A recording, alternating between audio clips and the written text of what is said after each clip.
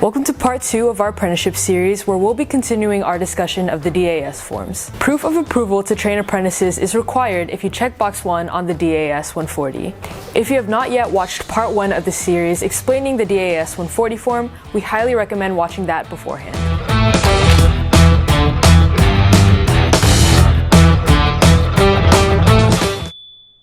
Proof of approval to train apprentices includes an approval to train letter from your union or the DAS 7 form. The DAS 7 is a form intended to be filled out by the union hall, verifying that your company is approved to train for the applicable craft. This form may be requested to verify that marking box 1 on the DAS 140 form is accurate.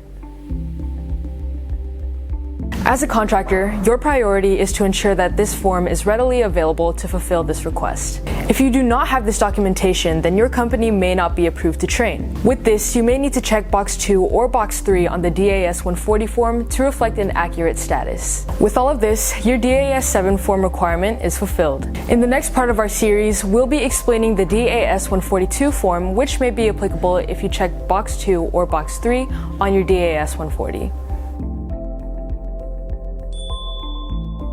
Thank you for watching this video. If you need further help or have prevailing wage questions, feel free to give us a call or reach out to us through our website. You can also follow us on our social media platforms for any future updates. Here at Alliant, we'll help you get compliant.